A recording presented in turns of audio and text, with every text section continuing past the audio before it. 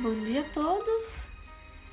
Voltando com o nosso estudo do livro Recordações da Mediunidade, hoje é 20 de fevereiro de 2018 e nós vamos dar continuidade ao capítulo Complexo Obsessão. Mas antes de tudo, vamos à nossa prece.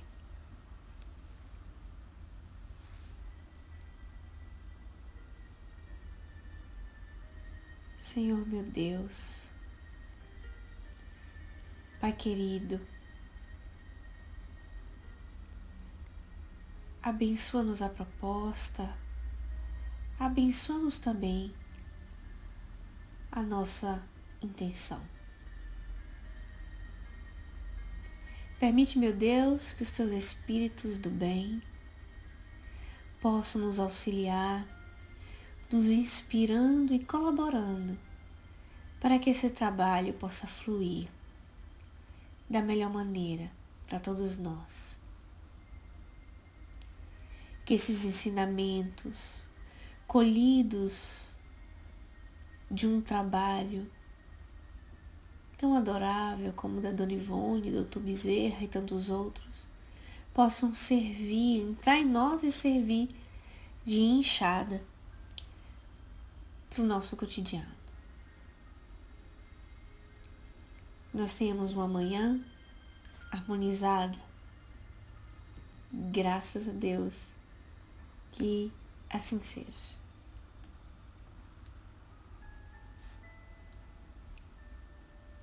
Então, voltando, né? Pessoal, a semana passada, fiquei em suspenso com vocês de contar aquele caso, né? Ligeirinho estava aqui, da obsessão. Começaram agora, de agora em diante, Dona Ivone começará a contar casos que foram tratados e que teve solução. Então, como ela disse, e eu li para vocês a semana passada, obsessões surpreendentes como essas, muitas vezes passam despercebidos por nós. Não entrando como um quadro de obsessão, mas como um quadro de, vamos dizer assim, fenômeno natural da vida mesmo, né? Sem ter estritamente uma ligação, vamos dizer assim, com questões espirituais. Como nós vamos falar de uma história de um rapazinho de 12 anos e me lembram muito os estudos que vem trazendo para nós, Dr. Sérgio Felipe de Oliveira, nas questões clínicas, nas questões médicas, e ele vai observando o quanto tem do espírito da própria pessoa que habita naquele corpo e o quanto tem também, através de uma investigação, uma influência externa, né? Uma influência de uma outra pessoa sobre aquele psiquismo. Nós estudamos, por exemplo, vários tipos de perfis de obsessão. Nós temos nos dedicado, vamos dizer assim, há meses nesse capítulo, e eu penso que ainda é pouco para aquilo que é, para a complexidade que é realmente a temática obsessão. Esperamos ter contribuído de algum modo, né, com essas pesquisas, com esses estudos, para clarear e esclarecer as nossas dúvidas ou algumas delas, né? Ok, eu vou para a leitura e daqui a pouco a gente conversa.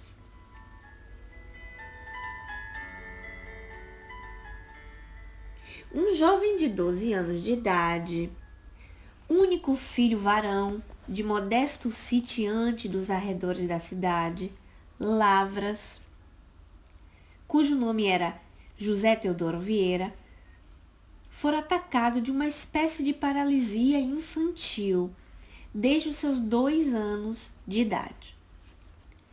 Paralisia infantil desde os seus 2 anos de idade, paralisia que lhe deformara terrivelmente as pernas, tornando-as tortas, unidas pelos joelhos. Os braços eram arcados e retesados, e até a fisionomia se apresentava abobalhada e como que entumecida por um esforço ignoto. Era, além de tudo, também mudo. Imaginem que situação. O menino nasceu, vamos dizer assim, sadio, E a partir dos 2 anos de idade ele começou a apresentar um tipo de deformidade, né? Um tipo de anomalia, paralisia, ficou todo torto e chegou aos 12 anos, ou seja, 10 anos, um problema caracterizado fisicamente, patentemente, já não mais, vamos dizer assim, uma dor psicossomática que uma pessoa não identifica de onde vem, aí ela tem uma dor aqui, uma dor acolá, faz exames e tudo mais, não dá nada nos exames e de repente essa dor hoje tem um nome, né? Quando uma dor ela é doída e não tem um porquê, não sai nos exames, como é o nome que hoje nós damos? A dor, aquela dor, é como seria uma, não é nem dor fantasma, porque tem as dores fantasmas também. Quais são as dores fantasmas? Aquelas assim, por exemplo, quando a pessoa tira um membro, ela vem amputada uma perna, amputado um braço, e ela sente ainda a dor naquele membro, mas o membro não existe, aí é denominado dor fantasma. Mas essa dor que eu tô falando pra vocês, que me fugiu o nome, eu vou ter que lembrar aqui pro final desse estudo. Gente, que absurdo, a pessoa esqueceu. Hoje, qualquer problema que a pessoa tem, que os médicos às vezes não identificam, eles dizem é tal dor, é tal situação, né? Que então, porque não tem uma explicação. Nesse caso, depois eu lembro, viu, gente? Eu vou lembrar de qualquer jeito, porque eu falo sempre disso, não é possível. Não é psicossomática. Tem uma expressão mesmo médica hoje para esse tipo de dores. Que faz tratamento, faz exame, não dá nada, mas dói mesmo, né? Ok, nesse caso desse rapazinho, desse rapazola, não é assim. Tá caracterizado mesmo. Ele tem uma paralisia infantil, ele tem uma deformação do seu corpo, né? Você vê a descrição. Inclusive, ele também é mudo. Ou seja, o menino com 2 anos não conseguiu mais falar. E de agora em diante nós vamos entender o que foi que ocorreu. Vamos lá. Ao penetrar a sede do centro espírita, né? Acompanhado pelo pai, os 2 videntes então presentes e também eu mesma, também presente, fomos concordes em perceber uma forma escura e compacta cavalgando o rapaz, como se ele nada mais fosse que uma limária de sela, visto que as rédeas e o freio na boca existiam estruturados na mesma sombra escura. Quando entra o rapaz no centro espírita, a Dona Ivone, mais 2 outros videntes, juntos concordaram que viram a mesma coisa. Viram uma sombra escura cavalgando o menino e na boca colocada aqueles freios que se colocam nos cavalos. Todo aparelho, né? Feito daquele jeito. Ela percebeu. A rédea, o freio da boca, enfim. O enfermo, com efeito, mantinha o dorso curvado, como se submetendo ao jugo do seu cavaleiro. Chorava de dores musculares, de dores lombares, de ouvido e de garganta, e tudo indicava que é uma espécie de reumatismo incurável, uma paralisia parcial, originária da sífilis, o infelicitara para sempre, pois os médicos consultados já haviam esgotado seus recursos científicos para o curarem. Então, olha que, como se encontrava esse rapaz. Os médicos tinham procurado de tudo, no final das contas deram um diagnóstico. Olha, isso aqui foi uma sífilis e não tem cura, né? Derrogaram assim. O pai, coitado, desesperado, né? O pobre pai despendera o máximo de suas posses para o tratamento, mas o mal permanecia desafiando o tempo e as tentativas de cada um. Tratava-se, como vemos, de obsessão típica daquelas citadas nos evangelhos de Jesus, as quais tinham até mesmo o poder de tornar surdo e mudo o paciente, e que Jesus e seus apóstolos com tanta facilidade curavam com a imposição de mãos. No decurso de 10 anos de domínio, essa terrível obsessão afetara músculos e nervos, glândulas e sistema nervoso do passivo, o que desorientara os próprios médicos, que tratando do enfermo com os métodos ditos científicos indicados para o caso, não logravam sequer alívio para ele. Então, gente, vocês acham que esse pensamento é coerente? Esse pensamento que o espírito no tempo, ou seja, 10 anos, ele conseguiu um domínio tão grande que afetou mesmo a musculatura, o sistema endócrino. Vocês acham que isso é possível? Vocês acham que esse tema já era tratado, esse tipo de obsessão já era tratado? É mais do que possível, né? Inclusive, o próprio Allan Kardec, no estudo que eu sempre indico a todos, que do fluido, né? Dos fluidos no livro A Gênese.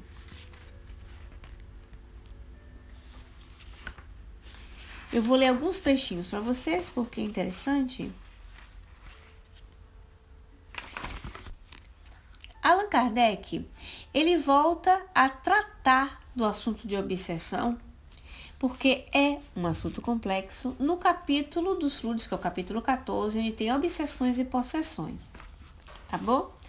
Então, o item 45, e ele vai mais adiante aqui, ó. A obsessão é a ação persistente de um espírito mau, exerce sobre um indivíduo. Apresenta características muito diferentes, que vão desde a simples influência moral, sem sinais exteriores perceptíveis, até perturbação completa do organismo e das faculdades mentais. Ou seja, pode ser uma simples influência moral, né, na atitude do indivíduo, no jeito de ser, no seu comportamento familiar, até sinais exteriores perceptíveis. Ou seja, outras pessoas vão notar uma alteração, porque vai ter uma perturbação completa do organismo e das faculdades mentais. Mas, assim como as moléstias resultam das imperfeições físicas que tornam o corpo acessível às influências perniciosas exteriores, a obsessão decorre sempre de uma imperfeição moral, que dá ascendência a um espírito mau. A uma causa física opõe-se uma força física. A uma causa moral é preciso que se contraponha com uma força moral. Mais adiante, ele vai dizer assim: no caso de obsessão grave, o obsidiado fica como que envolto, impregnado de um fluido pernicioso. Bom dia, Didima. Beijão. Bem-vinda. Que neutraliza a ação dos fluidos salutares e os repele. É daquele fluido que precisa desembaraçá-lo. Ora, um fluido mau não pode ser eliminado por outro igualmente mau. Por meio da ação idêntica do médium curador, nos casos de enfermidade, há que se expulsar o fluido mau com o auxílio de um fluido melhor. Nem sempre, porém, basta esta ação mecânica. Cumpre, sobretudo, atuar sobre o ser inteligente, ao qual é preciso que se tenha o direito de falar com a autoridade, que, entretanto, não a possui, que não tenha superioridade moral. Quanto maior esta for, tanto maior será também aquela. Mais adiante, em todos os casos de obsessão, a prece é o mais poderoso auxiliar de que se dispõe para atuar contra os propósitos maléficos do espírito obsessor. E aqui eu paro para falar com vocês. Olha que maravilha, né? Ou seja, para se combater a energia ruim, precisa-se de uma energia boa. Para purificarmos uma água suja, nós precisamos limpar essa água, né? Precisamos purificar esses miasmas que estão presentes. Nós somos capazes de nos liberar desse tipo de energia? Sim, nós temos. Mas existem casos como da subjugação e possessão, que nós necessitamos, pessoal, de uma ajuda terceira. E Allan Kardec, com muita autoridade, porque conhecia ali lidando com aquela situação, nos diz que não basta somente, vamos dizer assim, doar as energias, dar os passes magnéticos, mas também atuar sobre o ser inteligente. Quem é esse ser inteligente? Mas já já a gente continua nossa conversa. Voltando no nosso segundo áudio, quem é o ser inteligente? É o espírito. É o espírito malfazejo, o espírito mal. Allan Kardec chama espírito mal. Por que mal? Porque ele não está fazendo uma boa ação. Se ele está causando um mal-estar a uma pessoa, ele está entrando, pelos parâmetros da justiça de Deus, querendo fazer justiça com suas próprias mãos, ele está agindo mal. Logo, ele é mal. Porque ele reflete o que ele é. Então, nós temos situações de dualidade, Porque eu sei que isso aí vai criar muita indagação entre vocês. Nós temos situações de dualidade, Estando encarnados. Ora, nós conseguimos agir no bem porque refletimos o bem. Ora, nós temos ações más porque pensamos mal, porque refletimos o mal. Isso faz parte da dualidade, Nossa, ainda bem que a gente tem vontade de melhorar, Vamos dizer assim, de Dima. Então, atuar sobre o ser inteligente. É possível caracterizar em sintomas físicos? Sim. E a esse ponto, quando os médicos vão fazer exames, a pessoa realmente está com os ossos tortos. O menino se encontrava realmente corcunda. Aquela posição o tempo todo subjugada do espírito fazia com que os seus órgãos tivessem, vamos dizer assim, tá torto, tá dobrado em cima de si, tivesse uma problemática que resultaria numa alteração, inclusive, hormonal, no sistema endócrino, porque com certeza o menino deveria ter noites de sono totalmente diferentes por causa da subjugação desse companheiro. E aí, no que vai dar? Vamos ver como é que Dona Ivone vai nos contar o resto dessa história. Eu era, então, o médium responsável pelo intercâmbio espiritual do posto mediúnico, da assistência aos necessitados, do centro acima referido. Verdadeiro templo de amor e ciência transcendente que era aquela organização. Se vocês lembram dos nossos trabalhos durante esses anos com a Dona Ivone, Devassando Invisível, Recordações da Mediunidade, ela fala muitas vezes desse período dela em Lavras. Vocês lembram disso? Ela cita muitas vezes esse centro espírita, que ela tinha o coração com muito amor, pela simplicidade, pelo fato que era interior. Nossa, ela fala com muito carinho, Olha só. Já por essa época, o espírito Dr. Bezerra de Menezes me honrava com sua assistência para todos os trabalhos mediúnicos repreendidos. E fiz imediatamente a consulta necessária, obtendo o simples esclarecimento que se segue. Façam o pedido para o enfermo nas vossas sessões comuns, que ele se submeta a um tratamento de passes diários, mas no próprio centro, com uma corrente de 3 ou mais médiums, e assista às reuniões que puder. O caso é simples. O que é que vocês acham? O caso é simples. Por que será que o caso é simples? Eu vou agora instigar o raciocínio doutrinário de vocês. Meu tempo, então meu chá. A pessoa estava subjugada há 10 anos. Montada igual um cavalo. Uma criança, começou com 2 anos. Sofrendo horrores, E Dr. Bezerra de Menezes diz o seguinte: passes diários. Gente, diário. De 3 ou mais médiuns. Por que 3 ou mais médiuns? Por que será? por causa da quantidade de fluido, a potencialização do fluido necessário para, né, liberar o menino daquela energia, daquele fluido mal. Lembram lá da Gênese que a gente acabou de ler? Então, um médium só não daria conta, vamos dizer assim, não aceleraria o caso, né? Não ia dar, assim, aquela pressa necessária, aquela rapidez no tratamento. Então, todos os dias por 3 ou 4 médiuns. Era um bom comprometimento, né? E assista as reuniões que puder. Então, indo pro grupo espírita, participando, assistindo os assuntos sobre o evangelho, fazendo amizades, construindo vínculos, mudando a psicosfera. Ou seja, uma criança, ela tá no molde, né? Um menino de 12 anos, ele tá modelando. Então, um ambiente propício para ele estar bem. E faz também que ela o trate nas sessões comuns. As sessões são sessões mediúnicas, tá? Que eu trate nas sessões comuns. Mais adiante. Aí ele diz o caso é simples. Vocês acham que esse caso é simples? Aparentemente, quando a gente vê toda a descrição do caso, nós vemos bastante complexo. Não é verdade? É uma subjugação, poxa, de uma criança, mas é um caso simples. Vamos entender por quê. Concedeu receita homeopática, ou seja, passou homeopatia, né?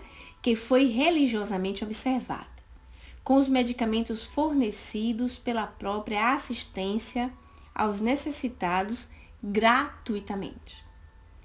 Logo na primeira sessão realizada, e quando o paciente só havia recebido passes aplicados conforme a indicação, apresentou-se um antigo escravo africano do Brasil, revoltado contra a violência que faziam, retirando-o à força do dorso do seu corcel. Então ele se apresentou, o espírito, se apresentou na reunião mediúnica, um ex-escravo brasileiro, muito chateado, porque aquilo foi uma violência, retirá-lo do dorso do seu corcel. Ele já tratava o menino como um corcel, como um cavalo. Essa obsessão, aí eu deixo a pergunta, né? Em Ligeirinho e Didima, é uma expiação? É uma prova? Ou são todos dois? O que é que vocês acham? Todas as duas coisas, né? É uma expiação e também uma prova. Porque vai facilitar para o espírito a evolução, né? Ele está sendo provado e está espiando também. Ele está também espiando. Imagina ser tratado como um cavalo. Quando nós pensamos que uma criancinha de 2 anos vem tratada assim, o nosso coração chega a se comove, né? Que dor. E também uma provação para os pais. Para os pais. Uma provação. Uma provação. Vamos adiante. Logo na primeira, ok. Porque então não posso também castigá-lo se ele já me castigou tanto? Então, Patrícia, toda expiação ele vai ser prova, na verdade. É que tem prova que não é expiação, entende? Então, tem questões na vida que nós somos provados e não estamos expiando. É só uma provação. Mas toda expiação é uma prova também. Por que a prova? Porque vai ganhar experiência, o espírito vai tirar um lucro daquela experiência. Nenhuma experiência é perdida.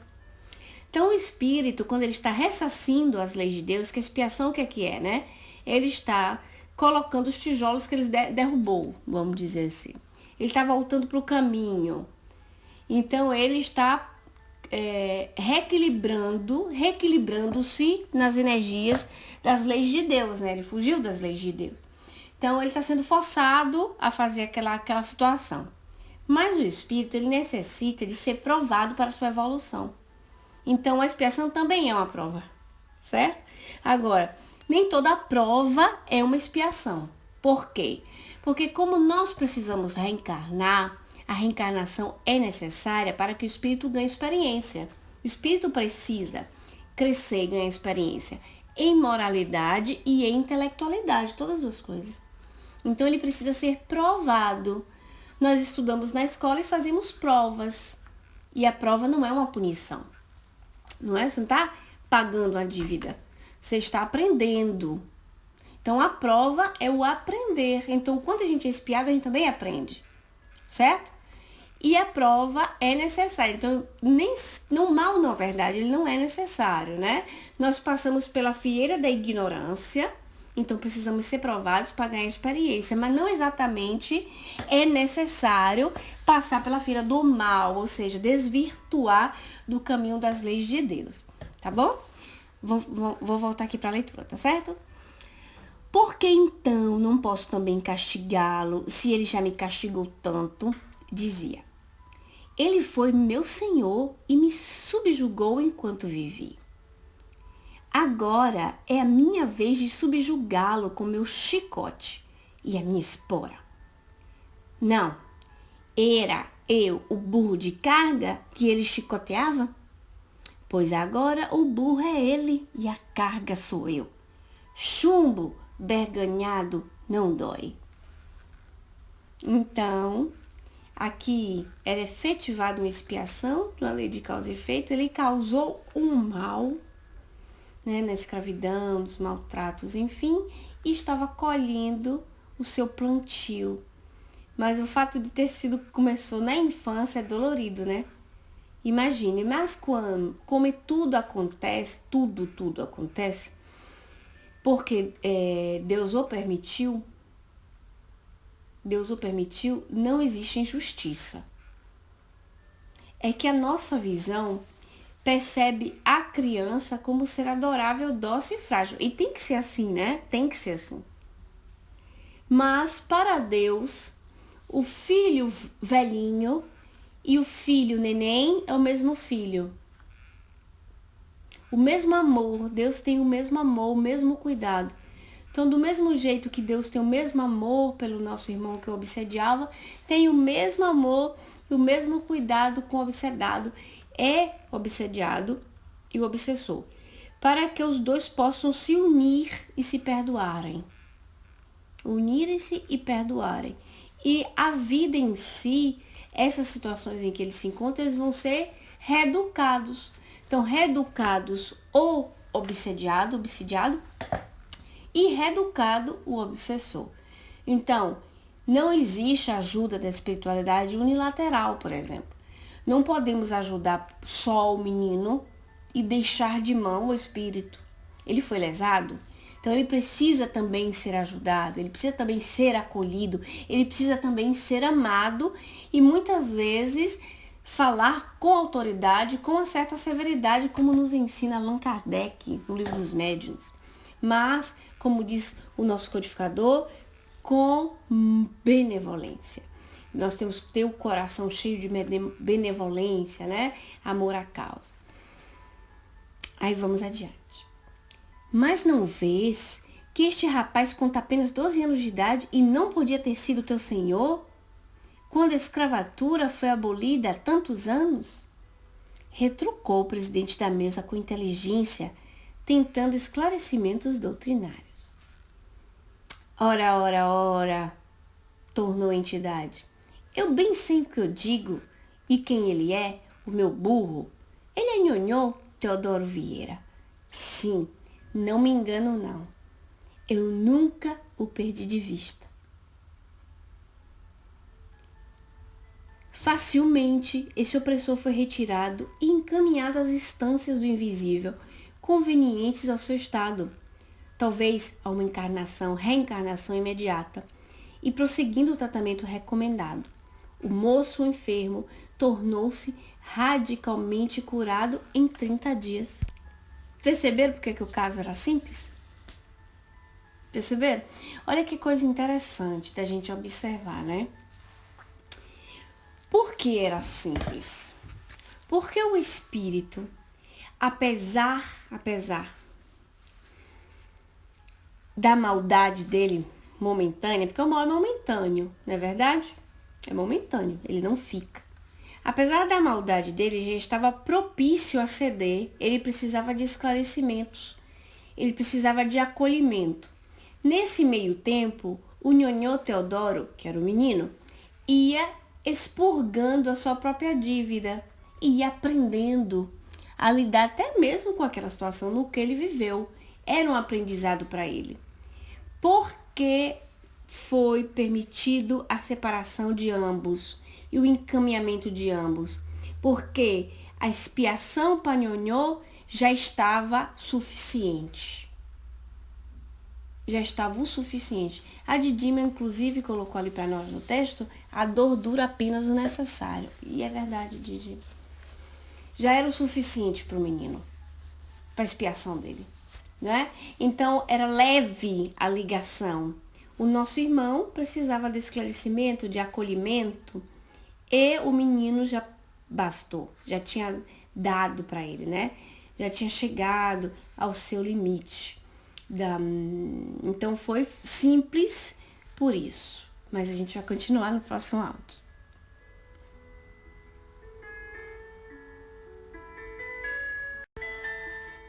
Continuando aqui no nosso terceiro áudio, a Didima ainda completou ali para nós: Deus não nos castiga havendo aprendizagem, o lenitivo logo chega. É verdade, isso na vida mesmo, na vida comum, viu, Didima, de relação. Porque quando nós estamos envolvidos na dor, e dói mesmo, gente, porque às vezes, vocês falam assim, parece até que não sofre, que a pessoa não sofre. Não, a pessoa sofre mesmo. Está doendo, está sofrendo. Isso em relação às dores físicas, das doenças, em relação às dores morais, na verdade. Mas ela se resolve quando chegar no seu limite. É aí que nos testa a resignação, né? O Evangelho segundo o Espiritismo fala dessa resignação, dessa fé com resignação. Inclusive tem uma frase que diz que quando a dor tá máxima, que o problema tá bem grave, que é quando parece que tá insuportável, é quando ele já está para acabar, né? Já está para acabar. Se nós não resmungarmos, nós não vamos perder os frutos das nossas provas.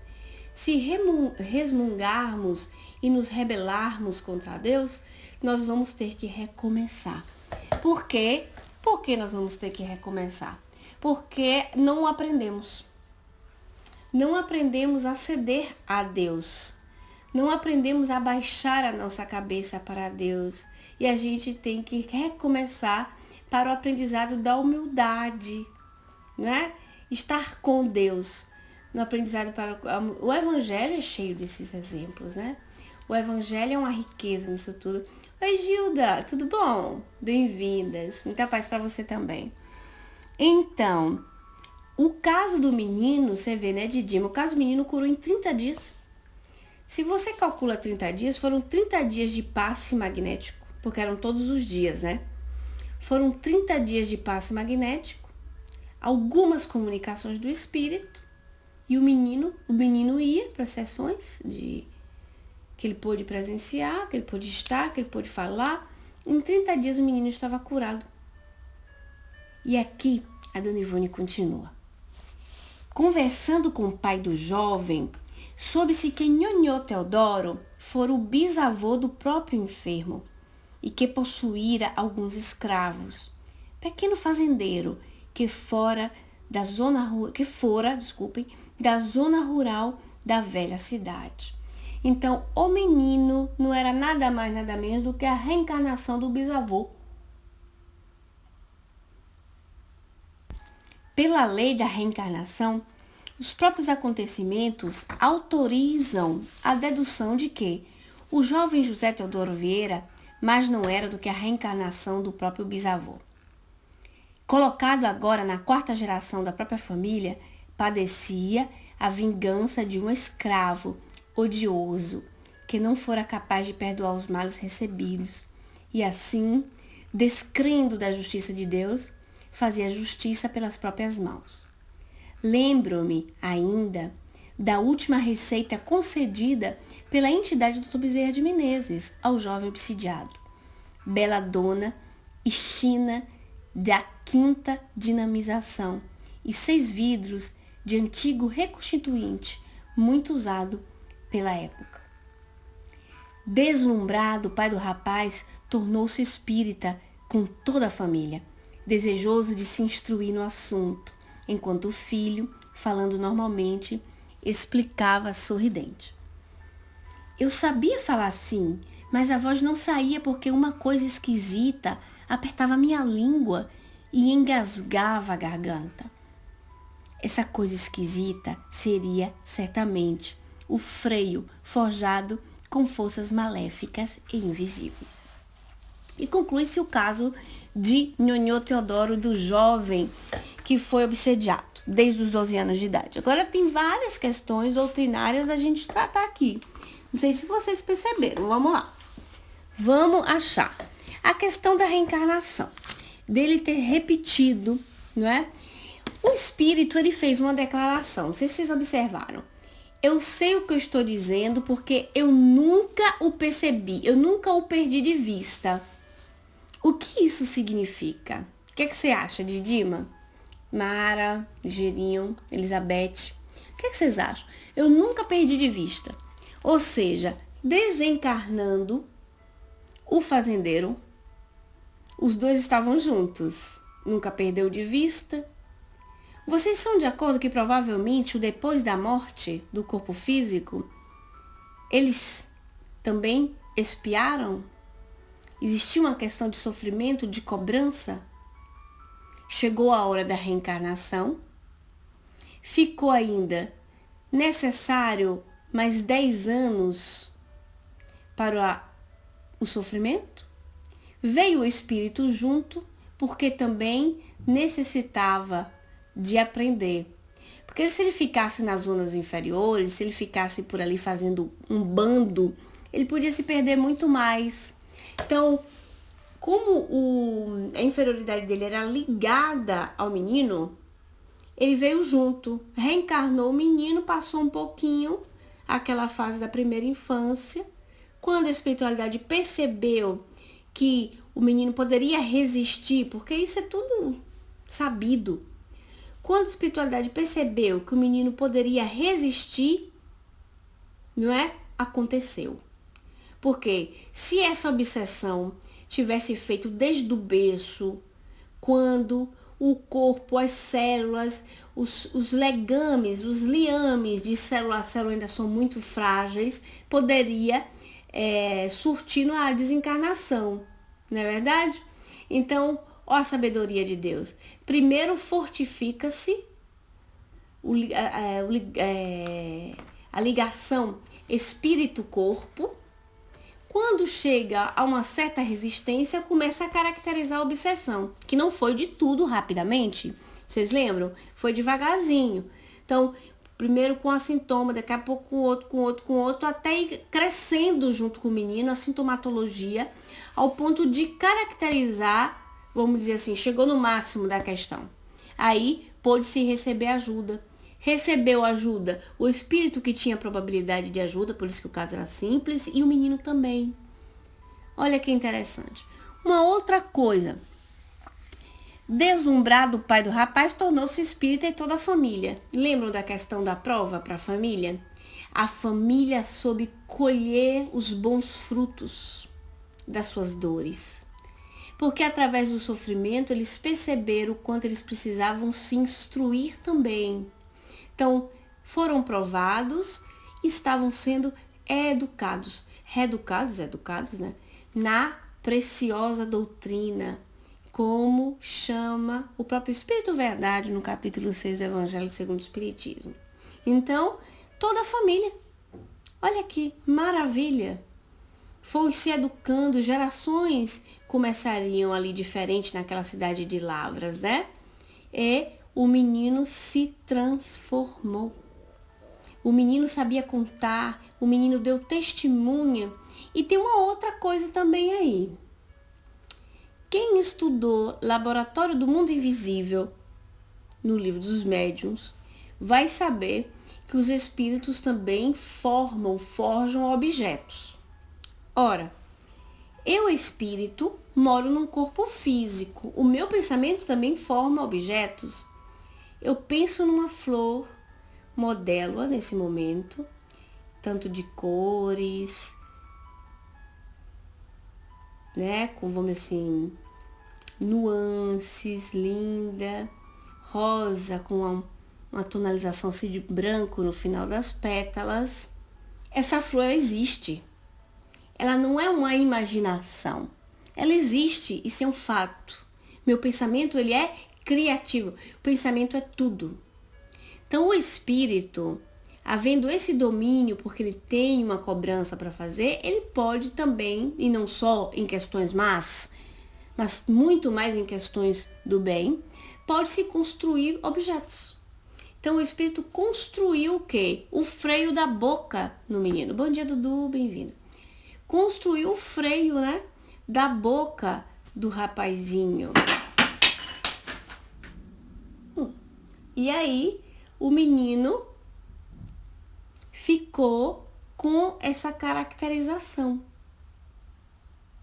Não é? Que coisa curiosa. Então, concluímos um caso de obsessão muito interessante, no qual vimos que tem várias nuances da observação. O espírito, ele é um bom observador, né?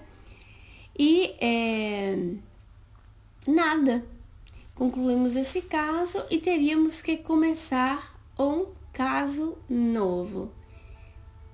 Mas nós vamos deixar para a próxima semana? Ou vocês desejam continuar? Tem um outro caso, porque olha, o capítulo se chama Complexo Obsessão. De repente, um caso desse tão difícil é tratado com simplicidade. O menino que passou 10 anos subjugado, em 30 dias de tratamento ficou bom. Por sinal, gente, tem uma observação muito interessante aqui sobre a questão que se usava muito homeopatia os receituários espíritas, coisa rara hoje em dia. Se ouve falar muito pouco disso, né? E a Dona Ivone, já em idade mais ou menos avançada, ela lamentava isso, que não existia mais os receituários homeopáticos. O Lamartine Pagliano também utilizava esse método, né, lá em Vitória do Espírito Santo, de onde ele viveu, e era uma metodologia. Existia o médium receitista, que chama, de homeopatia. E é tão importante isso. Logicamente, precisa-se ter uma cultura disso aí. Em uma das cartas de Dona Ivone, tem um livro que chama As Cartas e Recordações, que são as cartas da Dona Ivone. Vocês sabiam que a Dona Ivone se comunicava muito por cartas, né? Hoje em dia nós passamos e-mails, passamos WhatsApp. Ela se comunicava com cartas, ela era muito carinhosa, ela respondia às pessoas, ela era uma médium conselheira. Então, ela se comunicava com pessoas também que tinham tendências mediúnicas, caracterizava, pediam conselho, enfim. E uma das cartas, por uma pessoa muito conhecida no movimento espírita brasileiro, ainda era menina na época, devia ter uns 15, 17 anos, Dona Ivone era amiga de família dela, ela aconselha isso. Fala dessa tristeza dela, desse desprazer dela do movimento espírita, está abandonando essa área da homeopatia, mas indica a médium, aconselha a médium de estudar a homeopatia. Olha que legal, gente. De estudar os princípios da homeopatia, de estudar tudo que pudesse relacionar à homeopatia, inclusive os medicamentos. Para que isso? Para que o médium tivesse a bagagem no seu cérebro, o conhecimento, e passivizando-se para o espírito que viesse receitar. No caso da Dona Ivone, escreveu muito pelo espírito do Roberto de Canalejas, se vocês lembram, e também com o Dr. Bezerra Menezes, né, por muitos anos, Dona Ivone. E conseguir o espírito vir e achar bagagem para poder transmitir a sua mensagem. Então, quando nós aconselhamos os médiums a eles enriquecerem-se em conteúdo para desenvolver o trabalho, é de suma importância. Para que no nosso cérebro, que é uma confusão, o nosso cérebro é bombardeado de pensamentos, né? Eles possam encontrar um material. Então, isso precisa de concentração, precisa-se de meditação. E são coisas, ou seja, são ações que são necessárias e são possíveis para ser feitas por todos nós. Né? Isso está na mão, vamos dizer assim, isso está para todos, mas nós vamos falar mais um pouquinho desse assunto no próximo áudio. Voltando no nosso último e quarto áudio. Nós falamos da instrução dos espíritos, né? Do médium, perdão. Deixa de confusão, Juliana. Nós falamos da instrução do médium. O médium instruir-se para que os espíritos possam se comunicar. É de extrema importância. Eles tratam claramente, patentemente no livro dos médiuns, que é por isso que eles dão preferência aos médiuns mais cultos, para que quando forem dar mensagens mais complexas, eles têm uma maior facilidade. Não que é impossível se comunicar, por exemplo, com médium inculto, mas é trabalhoso. É muito trabalhoso. E tem coisas que é necessário que o médium esteja instruído. É de suma importância que o médium se instrua, que ele se dedique ao estudo doutrinário, sobretudo, porque nunca estamos completos, nunca é demais. Nós vamos estudar essa encarnação toda, os 5 livros da codificação, e não vamos estar totalmente preparados, né? Então, nós temos que ter a simplicidade de admitir que nós não sabemos. E que não adianta levantar um braço para psicografar que nós somos médiuns espíritas. O médium espírita, ele é estudioso. Agora, o médium, ele pode ser médium como ele quiser. Está na consciência dele. Ele vai receber mensagens, tudo bem. Mas o médium espírita, ele tem um comprometimento com o estudo, para que ele possa ser fiel aos princípios espíritas, inclusive para que ele seja vacinado contra, né, as influências externas, de conteúdos externos, de seduções ideológicas, que são as nossas paixões, as nossas tendências. E quando nós estamos firmes e fortes sobre o Consolador, sobre essa revelação, essa nossa terceira revelação, se nós temos firmes essa ideia do que é o Espiritismo para nós, como nos trata o primeiro capítulo da Gênese, o capítulo da revelação, nós percebemos que cada aprendizado desse, ele passou pelo filtro do próprio Espírito de verdade, que não pode ter duas conversas, né? Sendo um Espírito puro, sendo o Espírito modelo e guia. Dado que os outros espíritos que se comunicam nos outros livros, que eles são ótimos, mas que nós, com esse conhecimento doutrinário, tenhamos o olho de ver, o ouvido de ouvir, para que nós possamos separar o joio do trigo. Jesus mesmo disse, né, contando a parábola, que vieram, né, na noite os malfeitores e misturaram o grão. Então, no dia seguinte, percebeu-se ali os lavradores, os grãos misturados, e chega para o seu senhor e fala: Senhor, nós vamos separar os grãos. E ele fala assim: não, deixai que cresçam juntos, para depois de crescer, separarmos o joio do trigo. Existe uma profundidade nessa parábola, como todas, uma metáfora profunda, e que nós precisamos de ter os olhos de ver, né? Precisamos.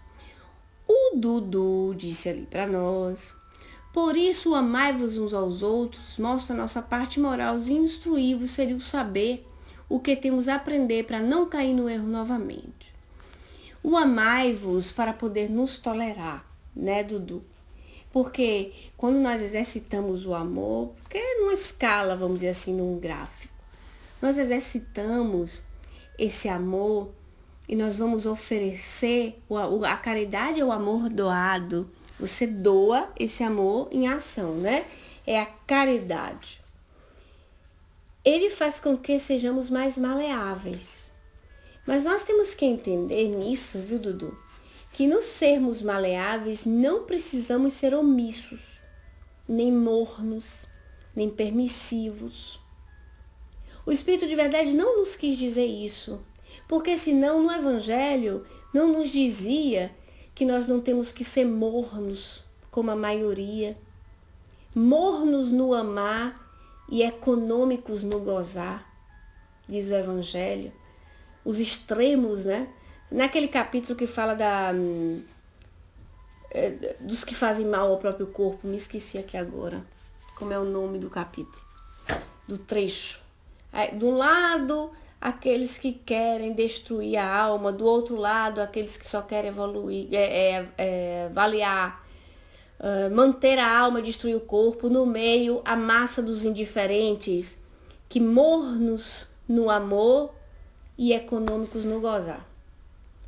Ou São Luís, no capítulo 10 do Evangelho, que nos ensina a nos posicionar em certas circunstâncias. Então nós temos que entender que não é sermos mornos, omissos, permissivos, que muitas vezes o nosso amor ele vai ter que se demonstrar em uma presa de posição, né? A gente pegar uma posição.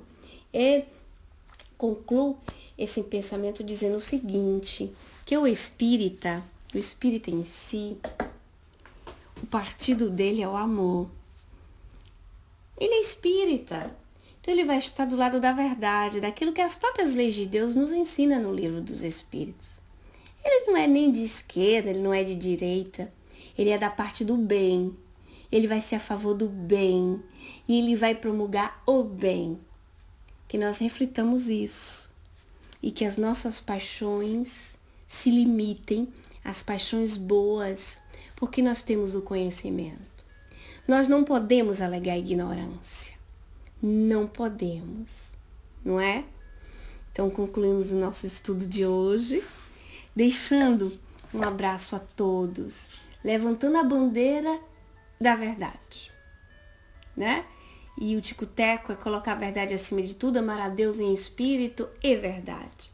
As leis de Deus, na quarta parte do livro dos Espíritos, estão lá tão lindas, tão maravilhosas, e nos ensinam, a lei de sociedade, a lei de destruição, ensina sobre alimentação, ensina tanta coisa, ensina sobre a morte. Está lá, a revelação está lá. Nós temos que saber onde procurar a verdade. Mas para saber isso, nós temos que aceitar a verdade como ela é. Nós temos que compreender o primeiro capítulo da Gênese, o primeiro capítulo do Evangelho. Nós temos que entrar com esse coração, com essa paixão que puxa grupos e multidões. O Evangelho nos diz que a fé verdadeira ela é entusiasmante. Ela entusiasma as pessoas. As pessoas elas ficam pensando naquilo e elas vão junto. A multidão, ela arrasta multidões. Então, fica a nossa reflexão.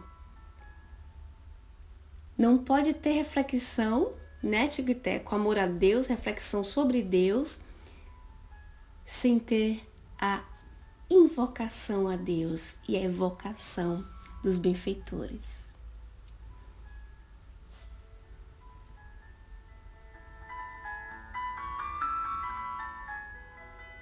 Vamos à nossa prece.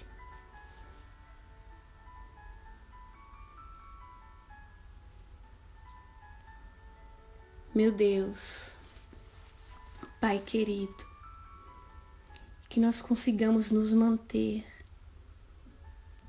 pequenos como somos, crianças ainda em busca do nosso crescimento para os teus braços.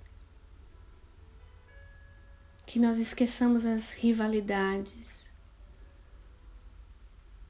que nós esqueçamos os nossos partidarismos seculares, que nós deixemos de lado os nossos complexos e abracemos a verdade. Como disse o Mestre, Em feixes eu uni a verdade espalhada pelo mundo. E se encontra no próprio Evangelho. Se encontra nesse Consolador que vários Espíritos tiveram o amor e a dedicação de nos trazer. Que, sobretudo, Senhor, nós possamos ser espíritas, respirando esse oxigênio maravilhoso dos poros, nas nossas ações, na misericórdia que tem que ter sempre espaço no nosso coração, sabedoria no falar, benfeitoria no fazer. Ajuda-nos, Senhor Jesus, a nos espelhar nas tuas ações e corrigir ainda, meu Deus, os males que ainda estão enraizados em nós. Nós temos a escola, nós temos os bancos das mesmas, nós temos os livros, nós temos a seara, nós temos a semente. Ajuda-nos, Senhor, a poder trabalhar no bem, para que no futuro possamos colher o bem. Graças a Deus, que assim seja.